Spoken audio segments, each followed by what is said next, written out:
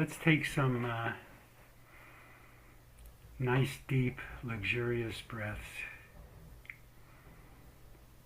all the way down. Perhaps at the bottom of the breath you can sense the stillness that we share.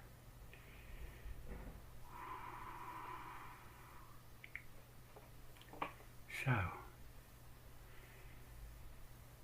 when you're ready to come up to the screen and take a breath through my eyes all the way down and sense the stillness we share on this plane of existence. So, for the first minute turns, checking in, we all look into the camera for the minute so that the person sees us gathered and can speak to be with one of us at a time on the screen. If you're all on gallery view. Who would like to go first? Thank you, Sarah. Now, Dex, could you look in the camera? Because I'm I think looking. it's hard to see your eyes because of the glasses. If you could take them off just for this minute, yeah. You don't have to see anybody, you just have to be in the camera. 1 minute, this means 15 seconds more or less. 1 minute in the camera with Sarah, starting with breaths. Starting now. We're all in the camera for you.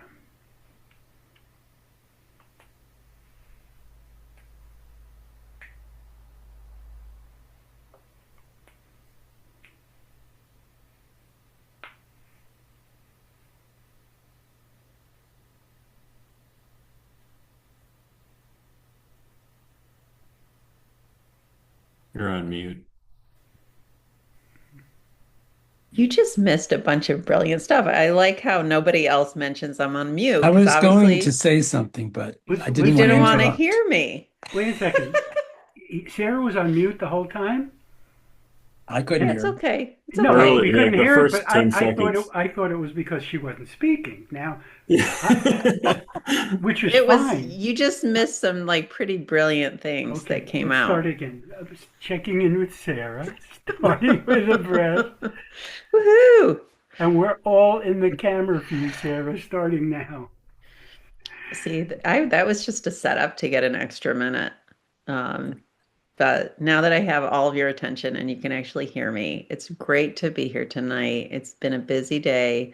I just got home. I have a cat who insisted on joining me for this call. I think he secretly wants to participate in a speaking circle. Um, what else can I tell you? He won't repeat any of your content after the circle. That's one thing I know for sure. So he's a safe recipient of information. Sometimes I tell him things that I don't want anyone else to know because I know him and my nonverbal son, it's like they are the best secret keepers ever. And I think I'm going to leave it right there. So thank you. Thank you, Sarah. Sarah. Thank you, Thank you, Sarah. Sarah. Hmm. Who'd like to go next? Thank you, George. Everybody's in the camera for you, George, starting with a breath, starting now.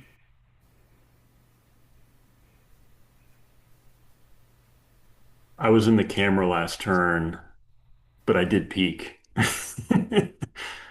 And I saw the little red symbol, and I feel like I should say something. So, anyways, good to be here. Excited for some good stories, um, new faces, and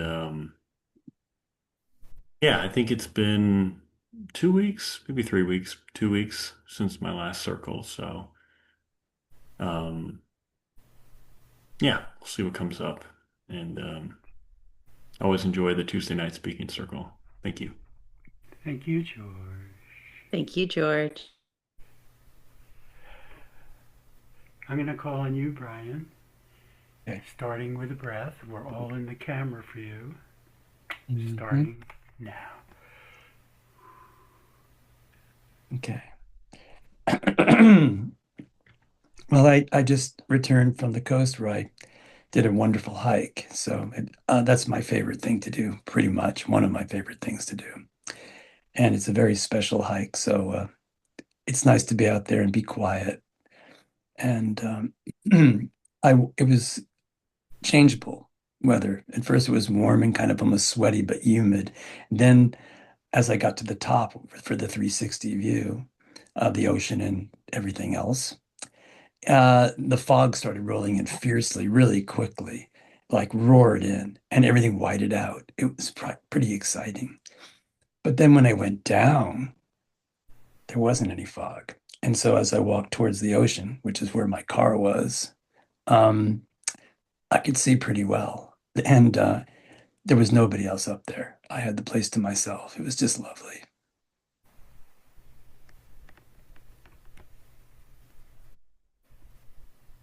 Are you done? Yeah. Thank you, Brian. Thank you, Thank Brian. you, Brian. Hmm. Hmm. Checking in with Dex. Starting with breath. We're all in the camera view, Dex. Starting now.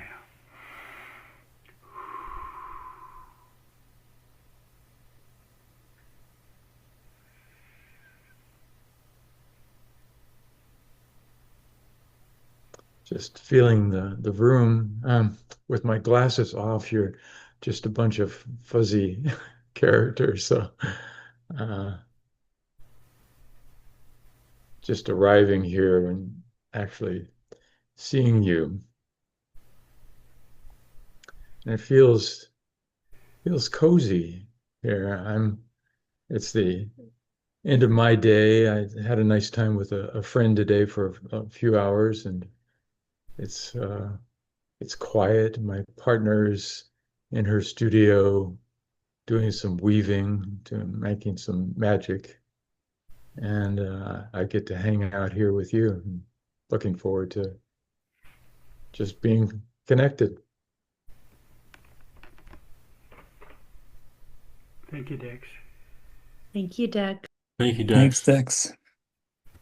Dex. Thank you all for checking in as yourselves. So, um, are you using a mirror, Sarah? Okay. No. Dex, did I tell you about the mirror work some people do? Heard about it some Uh, months ago. Yeah. it's optional, and Sarah is going to start in her mirror. So, 6 minutes with Sarah, starting in your mirror, starting with breath, starting now.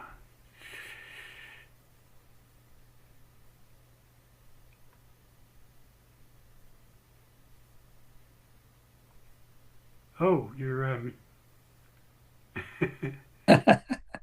This is I never forget the mute, but this is one of those days where maybe I'm not all collected. Maybe that's a sign. Um, yeah, I don't know really what's going to come out of me today. Um, I had an interesting experience. Um, oh, damn it. I always take a picture of myself instead of shutting the computer, the camera phone. I'm looking at my image in the camera phone, and I always take a picture of myself instead of just closing the phone application. At any rate, and I now have a series of speaking circle portraits. What I wanted to say was somebody, call a name. Call yeah. Lee, Lee. Somebody gave me two Enneagram books, and they let me borrow them, and they wanted me to find out my number because they had a sense of what number I was.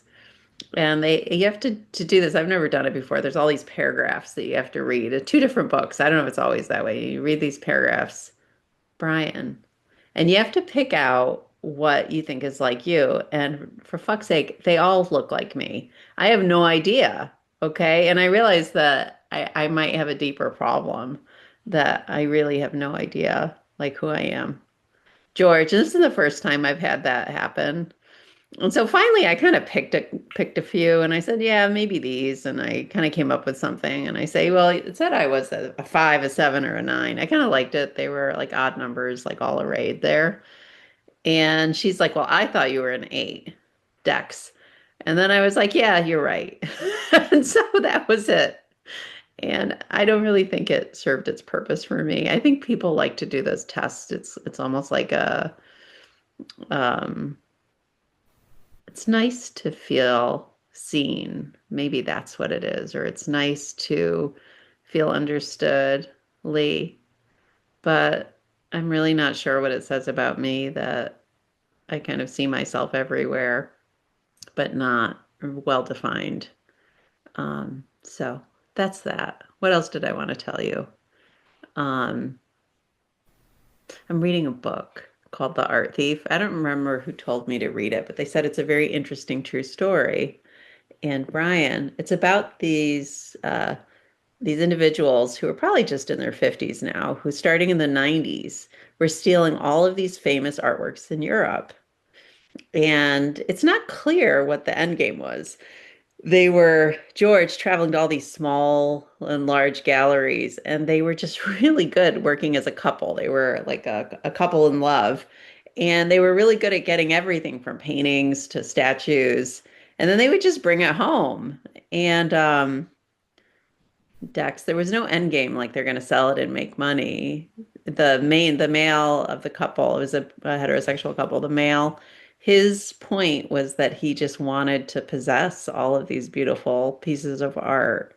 And as the book is describing what he did, it's kind of trying to sort out why he did it. Lee, and a lot of people sympathetic to him. I can't say the word. So I'm just going to say it like it is, say it plain. A lot of people who liked him, they would say that he was doing it because he felt it was his psychological connection to the artwork. And it was so, he had almost like a relationship with it. And so he needed to take it home, almost like it was like a fetish, but more of an emotional connection, Brian. And then at other times, you're left wondering, like, was it about the heist? Really, that he liked that he was committing these crimes under that pressure. It's almost like he was getting a fix, and these were like trophies of his fix. Um, or George, like, is it that he's hoarding these items? It's really not clear. And I'm like maybe 30% through it. And found it really interesting in its own way. Um, so that's that. Dex. And yeah, I guess I'm just gonna Twitter around all over the place. I had a very weird thing happen at work where some of my colleagues did something kind of not process wise what you're meant to do. And then they tried to pin it on me, saying they were afraid of me, Lee. And I kind of like that people are afraid of me as a middle-aged woman. And I just played dead. I was like, whatever, moving on. Like, I don't take it seriously. But it's just sort of like they decided to push it, Ryan, where they were trying to complain to my boss about me. And the best part was like my boss brought it up and I said, "Oh yeah, like I guess I'm scary and I have to be less scary. I gotta watch my tone, George." And then my boss surprisingly said, I don't know about that. She had my back, which she doesn't always have my back. And she's like, people always tell me that I gotta watch my face because you can see what I'm thinking. And tone, face, I think when things have go wrong, that's just what it looks like. It's not really that you can control it, Dex. Which is really nice to get that support. But in the meanwhile, I had this thing where one day when I got on the bus after being not really reprimanded, that this one woman gave me the feedback who's in a position of power in the team. She told me, Lee, that people are afraid of me and I make good points, but nobody's going to listen to me if they're afraid of me, which I kind of saw right through it because she didn't ask me what had happened, nor did she care when I told her that the right decision wasn't made. Brian. And I was like, oh, she must be afraid of me too. And I've been trying to understand why people are afraid because like everybody seems to like me. But maybe they're doing it because they're afraid I'm going to get them, right? But I have no power. How am I going to get them, George?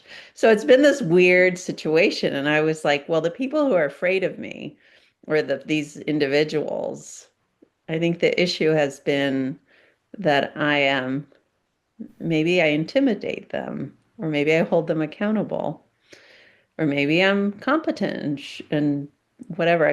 I'm direct, but whatever it is, Dex. I've got to learn how to behave appropriately.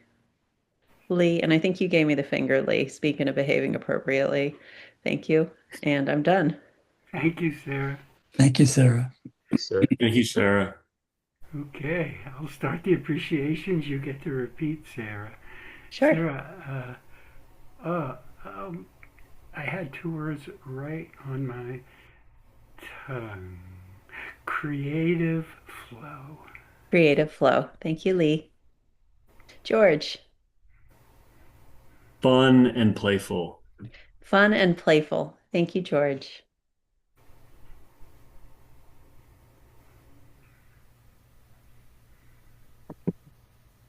Strength and self-reflection. Strength and self-reflection. Thank you, Brian. Dex? I just wanted to hear you call my name. Flow and fun. Flow and fun. Thank you, Dex. Thank you, Sarah. Yes. Well, I made that 7 minute turn, and that's what we're having because we have the time. George, are you using a mirror? Are you using a phone? Okay. Starting with breaths and starting in your mirror, starting now.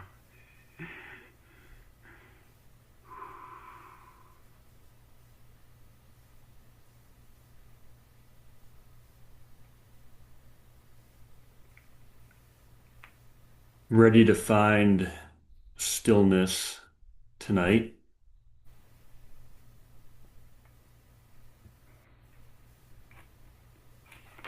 Had a few phone calls and just a lot of activity, and sometimes I just feel kind of unstill during the day, so it's nice to just kind of have these moments of stillness at Zoom Circle. Lee, I'm playing golf again tomorrow, and last Zoom Circle, I talked about my last round of golf in which I broke a window of on a house on a golf course, which is kind of embarrassing. Um, but as I mentioned last time, this house was made of glass. And Brian, it was about 10 yards off the golf course. And as I was trying to explain to my Zoom mates, this was a couple weeks ago, and this happened about 2 months ago when I actually broke the window. Um, yeah, it wasn't a terrible shot. It was a little wayward, but it hit the cart path, which was pretty close to the fairway, but it jumped off that cart path and went right into one of this guy's dozen windows, which face the golf course. So, so Sarah, I had this debate, and it was kind of an internal debate, and then I debated my wife. Should I should I pay for this? And he got my name and number, and um, I ended up paying for it. Um, I felt like that was the right thing to do, but I had some friends who said, when you build a house made of glass 10 yards, maybe it's 15 yards off a golf course, they were saying that there could be some responsibility on behalf of the homeowner. And Dex, I really enjoyed my last Zoom circle because while Zoom circle does not provide feedback, it's kind of part of the rules of the game, as Lee would mention. I got those visual assurances that I was thinking through things kind of reasonably and rationally. Um, but I listened to my wife, who said, you know what? Just do the kind thing. You can argue what's right, what's wrong, but do the most kind thing. So, Lee, I mailed the check, and I think I mailed it that it was either that day or the day after Zoom. I think it actually it was before Zoom because I think if I would have done it if I would have had Zoom beforehand, I maybe would have reconsidered because I got such great feedback from my Zoom mates. But um, I did mail the check, and yeah. And so Brian, I'm playing tomorrow. I've played once since then. It was only 9 holes with my mother-in-law. So, not a full round of golf, but I'm playing tomorrow. And yeah, it's the first time since it was like early December I was playing this golf round. It was actually in Jackson Hole, and that's when this incident occurred. And I guess I will go to everyone. I think most people were not on the call when I was for my last Zoom circle, but the guy was home, so that's how he found out. So, anyways, he came out of his house. Oh, and I should explain. I'm really going down the rabbit hole again, Sarah, but there was a window that was already broke. It was a double pane window, and there was a tarp over the outside pane because someone had already broken the outside pane, and he claimed I broke the inside pane, which I kind of believe him. I didn't really see any broken glass. We did hear a big sound or the sound of what seemed like glass breaking. So Dex, that was another weird thing. So he came out and he said, "Oh, you broke the inside pane. You know, I want to get your name and number." And just kind of in the spur of the moment, I was very kind. I was like, "Here's my name, here's my number." And then I didn't hear from him for about 2 months. And then, yeah, he called and to his defense, he said, "Listen, here's the invoice for both panes of glass. I would just like for you to pay for the inside pane." So. I don't know, just some of it kind of felt like because part of me was thinking like, well, is he not telling the truth? But Mm. I kind of got the sense like, all right, maybe he's telling the truth. And then Lee, then I kind of had that dilemma in my head, like, all right, who is really, who's full who, who's got responsibility here? I definitely do, but does he have some? Do I pay for half of it? Um, because my friend had a good analogy. He said, when you go to a foul or when you go to a baseball game, foul balls happen, and you have to be ready. And so his analogy was when you when you build a house on a golf course made of glass, you got to be ready. You got to accept the that possibility. Um, so Brian, I thought my friend had a good analogy, so that's where I was kind of going back and forth. But um, again, I listened to my wife. I guess you always have to listen to your wife, and that's what I did. And I mailed the check. And yeah, so Sarah, I told this story again. I didn't think I would tell this story pretty much my whole turn, but I did. Um, so yeah, so hopefully tomorrow will be a better outcome. Hopefully I don't really care how I play as long as no glass gets broken. That'll be a successful round. So thank you all. Thank you, George. Thank you, Thank you, George. George. George. George, warm and playful. Warm and playful. Thank you, Lee. Sarah, Kind clarity. kind clarity. Thank you, Sarah. Humor and morality. Humor and morality. Thank you, Brian. Uh, Dex. I'll go, yeah. Thank you, George. I'll go with lighthearted and uh, storyteller. Lighthearted storyteller. Thank you, Dex. Thank you, George. 7 minutes with Brian, starting with breaths, calling your first name to the camera starting now.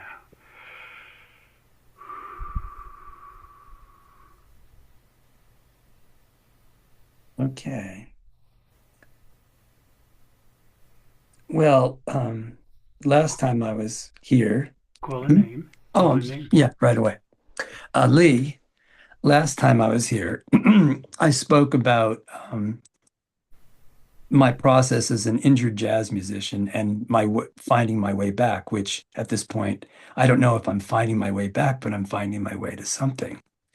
And and it actually expanded. This has been a 6-year process, I suppose, because I actually stopped playing piano for a while because I was so frustrated. I was a vibraphone player. I've done a lot of things in the studio, but my true love has always been playing piano, playing jazz, because it's what I'm good at and comes naturally.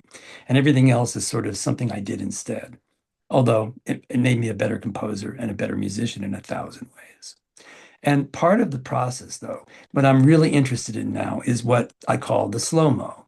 Now, what happened was I have a buddy who also had an injury, who we've been playing together for 50 years in every context imaginable, from the most creative to the most mundane. And we're best friends. We've done it all. And we just know each other. Oh, yeah. Dex, we know each other very well, musically and as best friends. I mean, he saved my life once, and which is a whole other story. Or he helped save my life. I saved my own life, but he helped. And so there's this bond there and a trust. So I was able to develop the slow-mo philosophy because he went there with me as a somewhat injured classical and jazz guitarist. So we shared that as well. He's the only person I can even talk about this stuff with because he understands. And and of course we play together well because we have a similar parallel path in a way. And so it started off with music, learning how to slow down. I mean, really slow down. And when I talk about tempos, I talk about glacial tempos. And for the past 6 years since we started getting together, which was right before COVID and just all the way through, yeah, Sarah, sorry, I keep forgetting. Now you're looking at Sarah on the Yeah, screen in her eyes. yes, Okay. yes. We just kept slowing down week by week, increment by increment, beat per minute by beat per minute, to the point where the tempos we play, it's not easy to play slow. It's almost as hard as it is, maybe harder than playing fast. But, the process for me was neurological. That was what the Dore was, a neurological dysfunction, but it became something much more than that. And the slow-mo philosophy, I actually wrote a little slow-mo principle, a list of principles to live by, which apply to music. But I began to realize that they applied to my whole life. And becoming a slow-mo, George, is become a profound transformative process for me that translates into everything I do. Um, Dex, for instance, the way I drive. You know, um, I used to be impatient. I used to speed a bit. Well, I haven't gotten a speeding ticket in 6 years, and it's changed the way I I mean I've done Feldenkrais and Alexander technique as part of my process, Lee, and so there's a lot of embodiment happening here, and so I have that foundation.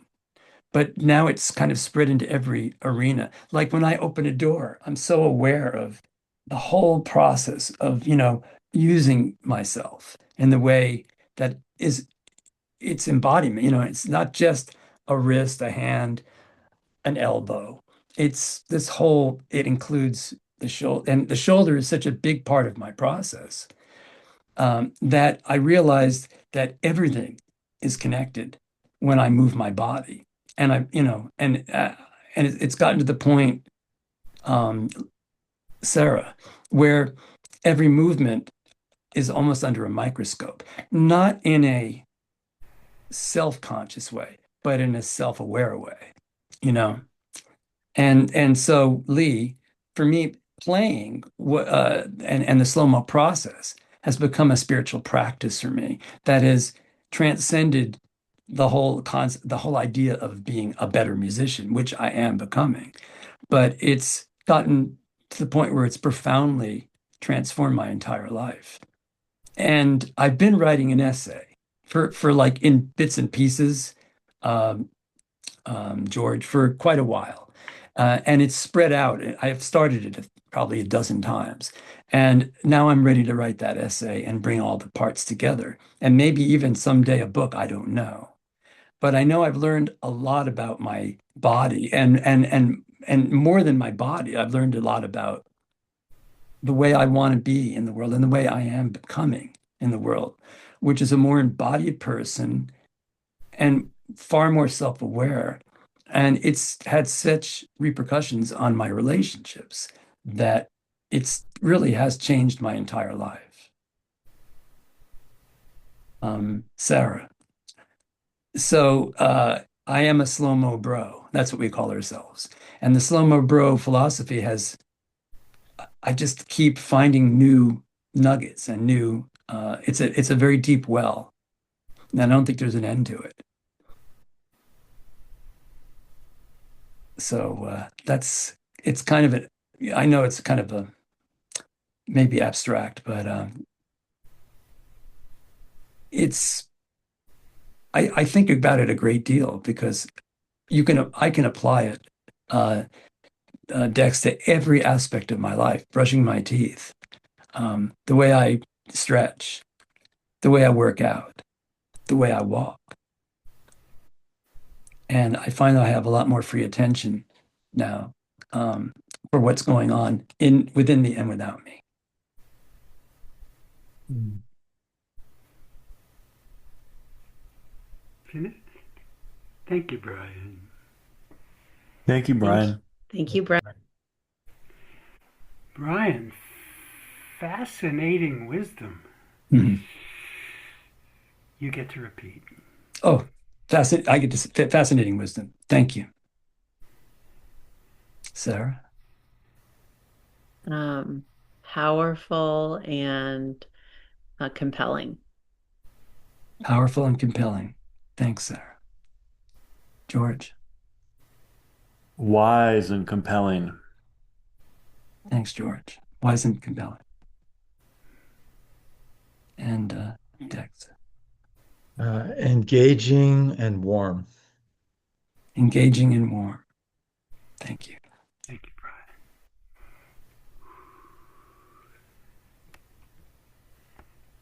7 minutes with Dex, starting with breaths. Calling your first person to the camera, starting now. Brian.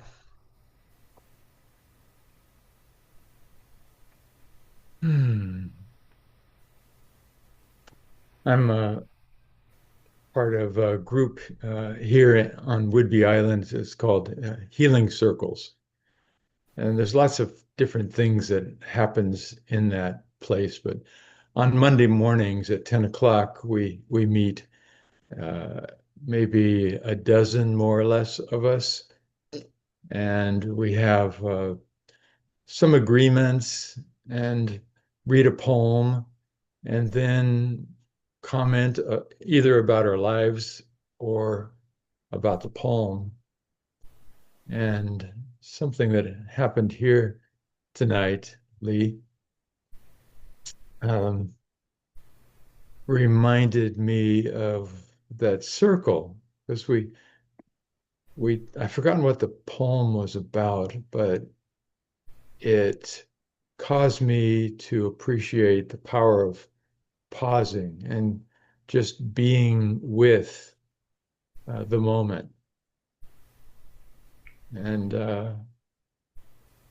like as I say that right now, it reminds me of I think it was, I want to look it on my phone. Cezanne, the artist Cezanne, Sarah, who said, that if people could truly see a carrot, there would be a revolution.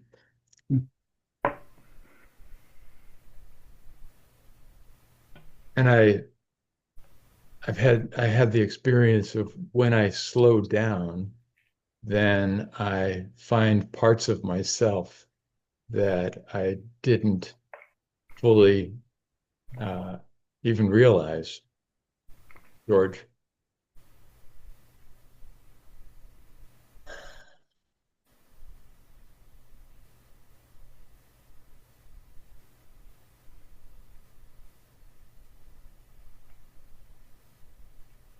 There's both a kind of a pleasure that I get from slowing down, and also when I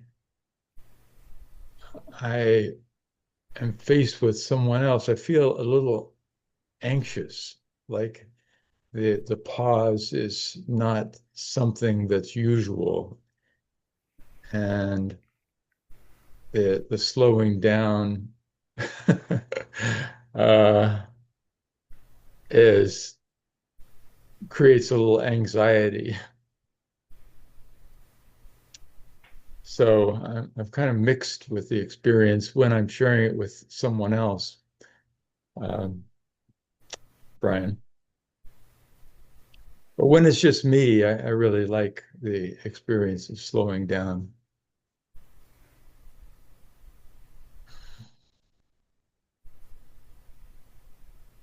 I want to tell you a joke.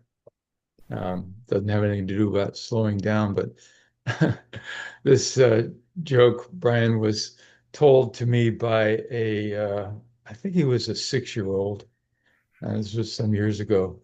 And he says, and this came to mind because somebody was talking about the Enneagram before.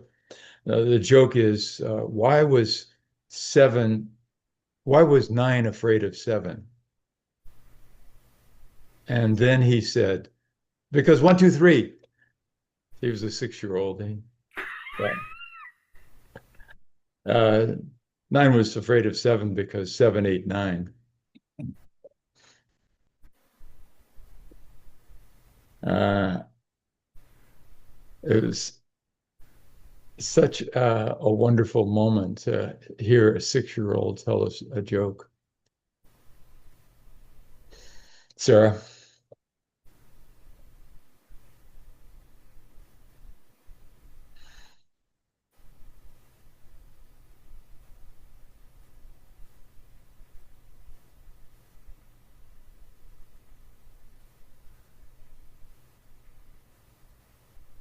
And Lee.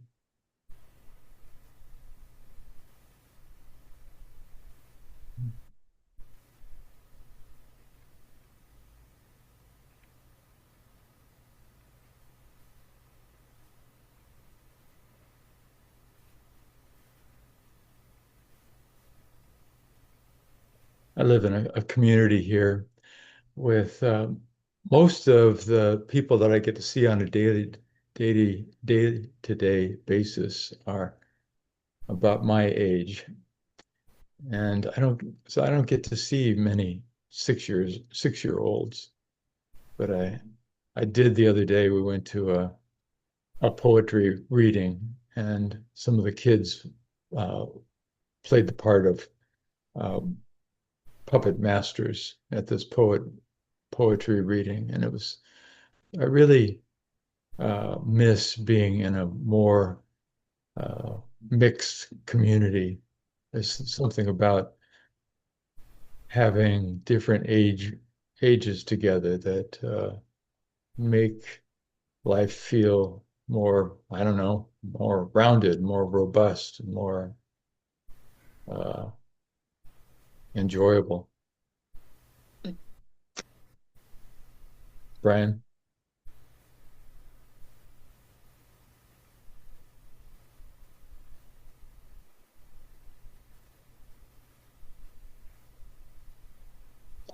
The first time I went to a speaking circle, I went with a friend, and I got hooked on speaking circles right away because I knew this friend fairly well. And I saw her up in front in a way that I'd never seen her before. It was like she all of a sudden was majestic. And uh, that's the thing that I enjoy about speaking circles is to see people anew. Like I don't get to see you all new because it's my first time seeing you, but yeah, thank you for listening. Thank you, Dex. Thank you, Thanks. Thank you, Dex. Dex. Dex, thoroughly relaxing. Thoroughly relaxing. Thank you, Lee. Yes, George. Kind and comfortable. Kind and comfortable. Thank you, George. Sarah. Wise and heartfelt. Wise and heartfelt. Thank you, Sarah. Spacious, wise communication. Spacious, wise communication. Thank you, Brian. Thank you, Dex. Thank you, Dex. Wonderful circle. And we're not done. Up to 3-minute completion, using the mirror or not, calling names or not. It's kind of a free range turn. We do start with one full breath into the camera for the person, so Sarah can see us gathering for a full breath before words might arise. So, completing with Sarah, starting with a group breath into the camera for Sarah, starting now.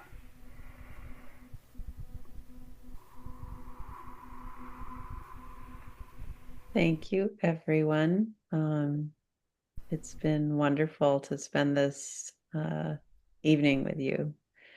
And I think I'll take a little bit about what I heard back with me, which I appreciate tremendously. Where to go from there? One of my things to do to sort of zen out, or whatever the word is I knit. And I love that moment of just, it's like the one thing in the world I have control over. And I also have the control that it doesn't have to be perfect, right? It's like up to me.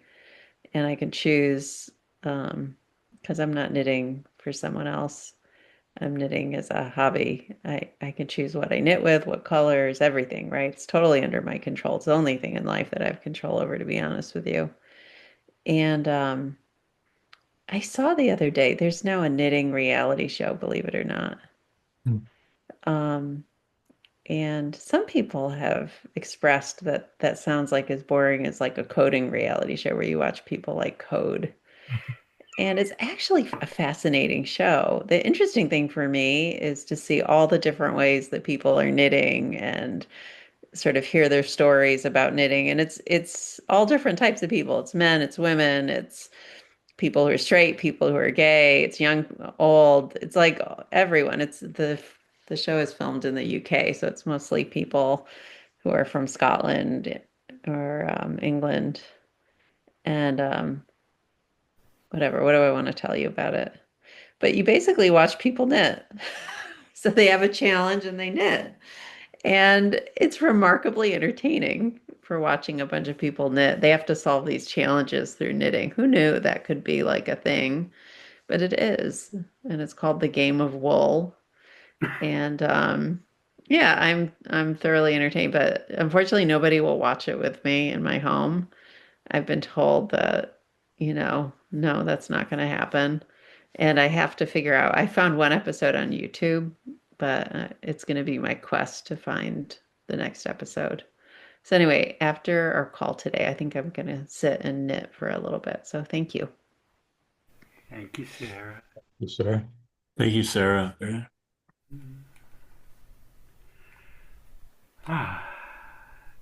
Completing with George, starting with breaths, starting with a group breath into the camera for you, George, starting now.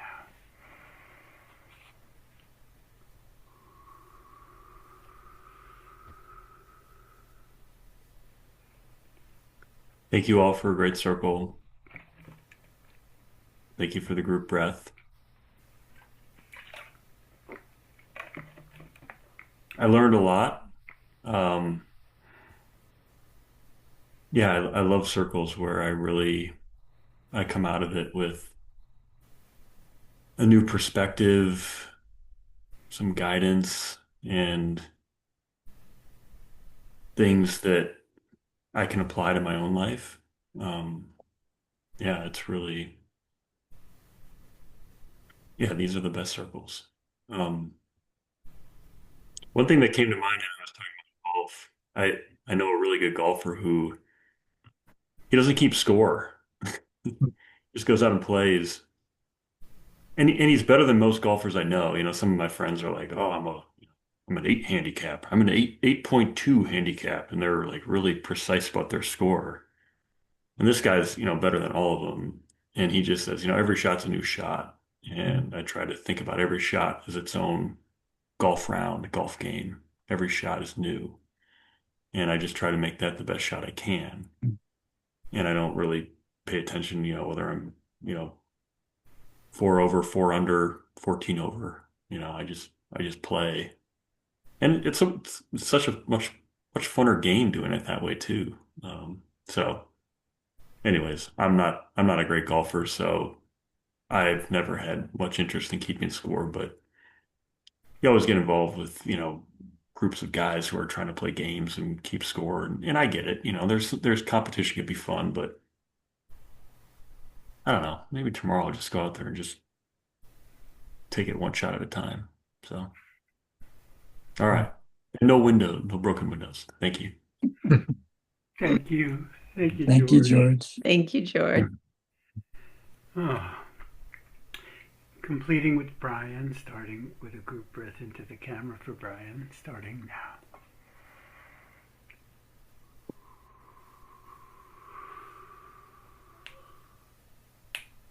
I could relate to George. I could relate very much to your story about the Well, guy that we don't want to bring oh, up content. we don't have to bring up other people's material. Okay. Okay. Well, I learned a lot from people's shares, and that's what I do. I just I'm not keeping score anymore in my practice. Like am I, I used to think I had to be the best, and I don't care anymore. I'm so past that. I'm just trying to be the best in the present I can be. And also, the idea that I've gotten into is letting go of what happened, you know, because this is a new moment.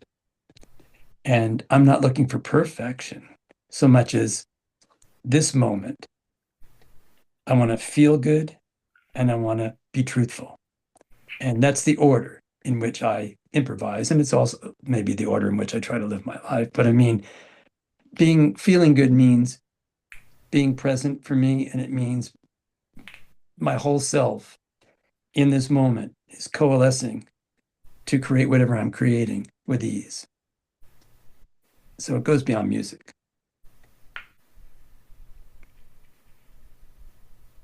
And bringing love into everything that I do. That's so important because love and healing are the same thing. And so I'm on this crazy healing journey, and it's gone, like I say, way beyond where I started, although that's still part of it, but it's expanded. And I just think it's endlessly fascinating, and there's no end to it.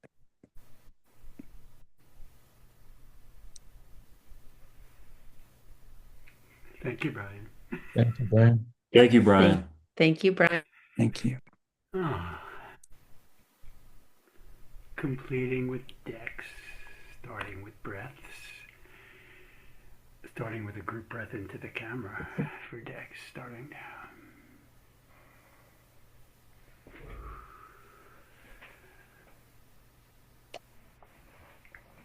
I've been going to Pilates for the last couple of months.